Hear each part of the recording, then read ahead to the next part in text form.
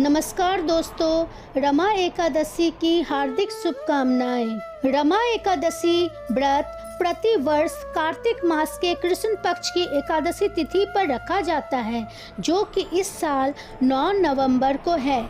मान्यता है कि रमा एकादशी का व्रत रखने से मनुष्य को मृत्यु के बाद वैकुंठ में स्थान मिलता है। इस व्रत का पूर्ण फल पाने के लिए पूजा करने के साथ इसकी व्रत कथा जरूर सुनना या पढ़ना चाहिए। हिंदू धर्म में एकादशी व्रत का खास महत्व है।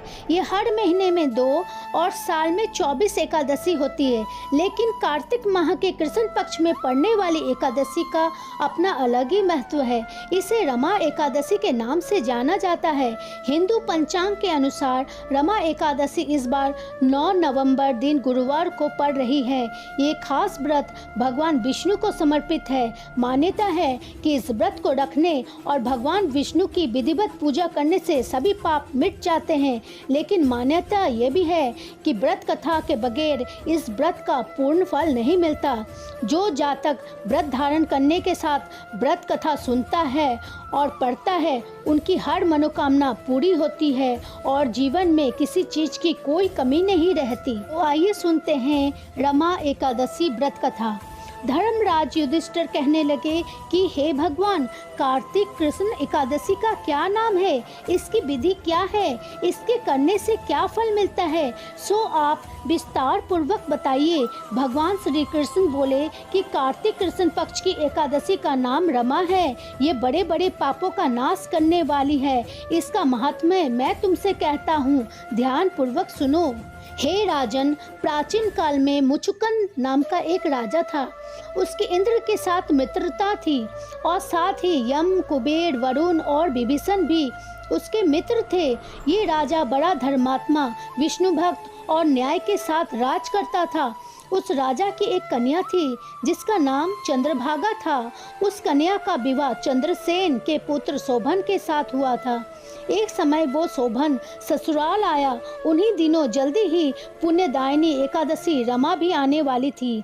जब व्रत का दिन समीप आ गया तो चंद्रभागा के मन में अत्यंत सोच उत्पन्न हुआ कि मेरे पति अत्यंत दुर्बल है और मेरे पिता की आज्ञा अति कठोर है। 10वीं को राजा ने ढोल बजवाकर सारे राज्य में ये घोषणा करवा दी कि एकादशी को भोजन नहीं करना चाहिए। ढोल की घोषणा सुनते ही शोभन को अत्यंत चिंता हुई। तो उसने अपनी पत्नी से कहा कि हे प्रिय, अब क्या करना चाहिए? मैं किसी प्रकार भी भूख सहन नहीं कर सकूंगा। ऐसा उपाय बतलाओ कि जिससे मेरे प्राण बच सके, अन्यथा मेरे प्राण अवश्य चले जाएंगे। चंद्रभागा कहने लगी कि हे स्वामी, मेरे पिता के राज में एकादशी के दिन कोई भी भोजन नहीं करता। हाथी, घोड़ा, ऊंट, बिल्ली, गौ आदि भी तृण, अन्न, जल आदि ग्रहण नहीं कर सकते। फिर मनुष्य का तो कहना ही क्या है। यदि आप भोजन करना चाहते हैं तो किसी दूसरे स्थान पर चले जाइए, क्योंकि यदि आप यहीं रहना चाहते हैं तो आपको अवश्य व्रत करना पड़ेगा। ऐसा सुनकर शोभन कहने लगा कि हे प्रिय, मैं अवश्य व्रत करूंगा। जो भाग्य में होगा वो देखा जाएगा। इस प्रकार से विचार कर शोभन ने व्रत रख लिया और वो भूख व प्यास से अत्यंत पीड़ित होने लगा। जब सूर्य नारायण अस्त हो गए और रात्रि को जागरण का समय आया, जो वैष्णवों को अत्यंत हर्ष देने वाला था, परंतु शोभन के लिए अत्यंत दुखदायी हुआ। प्रातःकाल होते शोभन के प्राण निकल गए। राजा ने सुगंधित काष्ठ से उसका दाह संस्कार करवाया, परंतु चंद्रभागा ने अपने पिता की आज्ञा से अपने शरीर को दग्ध नहीं किया और शोभन की अंत्येष्टि क्रिया के बाद अपने पिता के घर में ही रहने लगी। रमा एकादशी के प्रभाव से शोभन को मंदराचल पर्वत पर धन्य धान्य से युक्त तथा शत्रुओं से रहित एक सुंदर देवपुर प्राप्त हुआ। वो अत्यंत सुंदर रत्न और जटिल स्वर्ण के खंभों पर निर्मित अनेक प्रकार के स्फटिक मणियों से सुशोभित भवन में बहुमूल्य वस्त्राभूषणों तथा छत्र व चंवर से विभूषित गंधर्व और अप्सराओं से युक्त सिंहासन पर आरूढ़ ऐसा शोभायमान होता था मानो दूसरा इंद्र विराजमान हो। एक समय मुचुकुंद नगर में रहने वाले एक सोम शर्मा नामक ब्राह्मण तीर्थ यात्रा करता हुआ घूमता घूमता उधर जा निकला और उसने शोभन को पहचान कर कि ये तो राजा का जमाई शोभन है उसके निकट गया। शोभन भी उसे पहचान कर अपने आसन से उठकर उसके पास आया और प्रणामादि करके कुशल प्रश्न किया। ब्राह्मण ने कहा कि राजा मुचुकुंद और आपकी पत्नी कुशल से हैं, नगर में भी सब प्रकार से कुशल है, परंतु हे राजन, हमें आश्चर्य हो रहा है कि आप अपना वृत्तांत कहिए। ऐसा सुंदर नगर जो न कभी देखा न सुना, आपको कैसे प्राप्त हुआ? तब शोभन बोला कि कार्तिक कृष्ण की रमा एकादशी का व्रत करने से मुझे यह नगर प्राप्त हुआ, परंतु यह अस्थिर है, यह स्थिर हो जाए ऐसा उपाय कीजिए। ब्राह्मण कहने लगा कि हे राजन, यह स्थिर क्यों नहीं है और कैसे स्थिर हो सकता है, आप बताइए, फिर मैं अवश्य में वो उपाय करूंगा। मेरी इस बात को आप मिथ्या न समझिए। शोभन ने कहा कि मैंने इस व्रत को श्रद्धा रहित होकर किया है, अतः ये सब कुछ अस्थिर है। यदि आप मुचुकुंद की कन्या चंद्रभागा को ये सब वृत्तांत कहे तो ये स्थिर हो सकता है। ऐसा सुनकर उस श्रेष्ठ ब्राह्मण ने अपने नगर लौटकर चंद्रभागा से सब वृत्तांत कह सुनाया।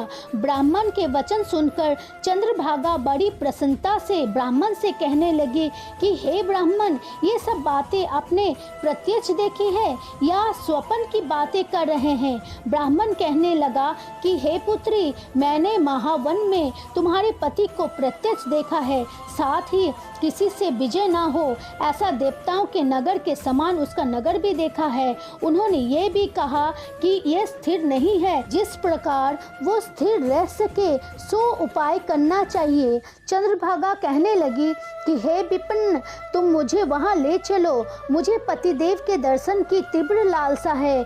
मैं अपने किए हुए पुण्य से उस नगर को स्थिर बना दूंगी। आप ऐसा कार्य कीजिए जिससे उनका हमारा संयोग हो, क्योंकि वियोगी को मिला देना महान पुण्य है। सोम शर्मा ये बात सुनकर चंद्रभागा को लेकर मंदराचल पर्वत के समीप वामदेव ऋषि के आश्रम पर गया। वामदेव जी ने सारी बात सुनकर वेद मंत्रों के उच्चारण से चंद्रभागा का अभिषेक कर दिया। तब ऋषि के मंत्र के प्रभाव और एकादशी के व्रत से चंद्रभागा का शरीर दिव्य हो गया और वो दिव्य गति को प्राप्त हुई। के बाद बड़ी प्रसन्नता के साथ अपने पति के निकट गई। अपनी प्रिय पत्नी को आते देखकर शोभन अति प्रसन्न हुआ और उसे बुलाकर अपनी बाई तरफ बिठा लिया।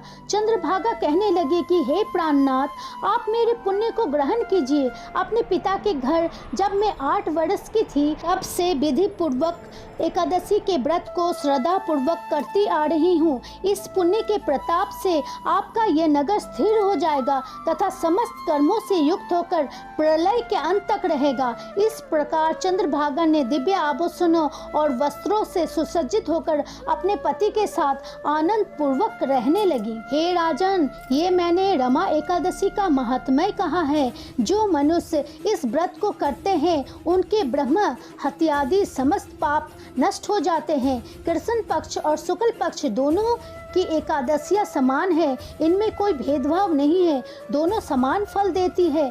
जो मनुष्य इस महात्म्य को पढ़ते अथवा सुनते हैं वे समस्त पापों से छुटकर विष्णु लोक को प्राप्त होता है। इति शुभम। तो दोस्तों, कथा अगर पसंद आई है तो चैनल को जरूर सब्सक्राइब कीजिएगा और बेल बटन भी दबा दीजिएगा, से आने वाली वीडियो की नोटिफिकेशन आपको मिलती रहेगी। लाइक शेयर भी कर दीजिएगा और कमेंट में लिखिएगा ओम नमो भगवते वासुदेवाय।